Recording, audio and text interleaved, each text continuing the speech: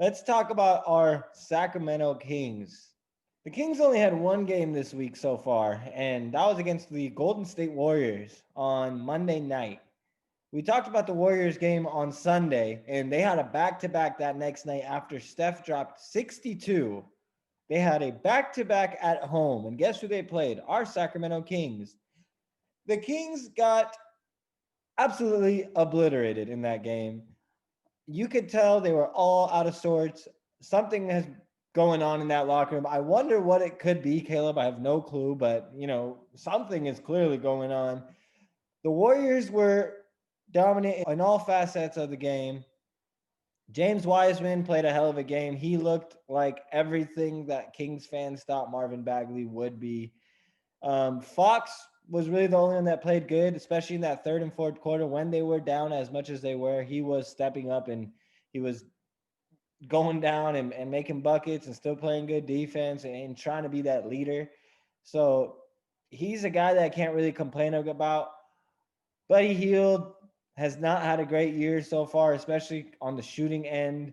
I don't know how much you've seen of him, Caleb, but he has not looked very good to start off this year. Defensively, he's looked okay. He's looked locked in, but that shooting stroke is not there, and it'll take time. We know Buddy Hield's a shooter. Shooters always come around, but to start off the year, he has not looked good.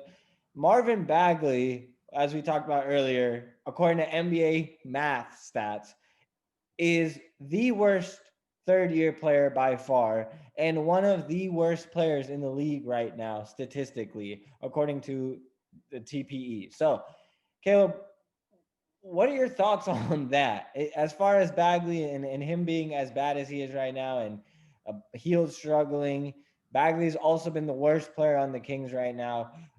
Is he holding the Kings back, or is this just a struggle for him right now? When you look at a stat like that, how can you argue that he should be in the fourth quarter? Like what his dad is trying to say, like play my son. Like, sir, have you looked at the TPA? Have you looked at the math sheets right now? Bagley is ranked as like a bottom three player in the entire league. In the entire league, not just Kings, not just third year, not just West Coast, in the entire league. How can you look at that and have the audacity to say, I don't care, play him? Because if you say that, you don't really care about winning. You care about your son's accolades, which I'm sure that 80% of parents in the league, that's all they care about too, is what their son's doing. But you have to, especially as a coach, Coach Bagley, I would expect him to be like, hey, you know, maybe having my son out there is not good for the sake of the team. He's kind of ruining everything. But I don't know. Sometimes parenting gets in the way of that, and Do I you know where understand. he even got his name from, Caleb? Yeah, his dad. Yeah, no. Do you know where the Coach Bagley came from? Where He he coaches coached Martre's 12U AAU team. he coaches his son's AAU teams, one. And then guess what else? He coached at Duke University for 1 year when Marvin Bagley was there. So he Really? coached there. Yes, he coached there for a whole year at Duke when Bagley was there, and I wonder why. I know exactly how to fix Marvin Bagley then.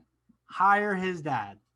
Listen, hey, when his dad was the coach, what was he doing? He was like the number one recruit in high school, number two NBA pick. Hire his dad. His dad That's how was you no, you're wrong. that's how you fix it. That's how you fix it. His dad wasn't even his coach in high school. Hey, listen, but he was coaching him off the court too. Listen, hire him right now. If you hire Marvin Bagley Jr. to coach Marvin Bagley the third, I guarantee you, it turns his career around. You know what? When Seattle or Vegas gets a team, let Marvin go there. Let his dad become the head coach. We'll see what happens. We'll be talking about Seattle and Vegas in just a little bit, Caleb. All right, so the Kings play the Bulls tonight. They really have to bounce back and get a win tonight because their schedule is tough, Caleb. Let's look at their next 6 games after Chicago. They're already on a 3-game losing streak right now. If they lose tonight, they not only go on a 4-game losing streak, but they play Toronto at home, Portland at home, Indiana at home, Portland at home, the Clippers at home, the Pelicans at home, and the Clippers on the road. So the Kings really need to get a win tonight. Let's just say that. And as far as if you're on the tanking wagon like me, let's all hope Zach LaVine drops 50 tonight, because I know he just made the game winner last night and Chicago won, and they're playing on a back-to-back. Usually when that happens with bad teams, they take a loss, and this is considered a scheduled win for the Kings. It's considered a scheduled loss for the Bulls too. But we know how the Kings work, Caleb. I wouldn't be surprised if they lose tonight's game. And hey, guess who predicted they lose tonight's game when we did our predictions on Sunday? This guy.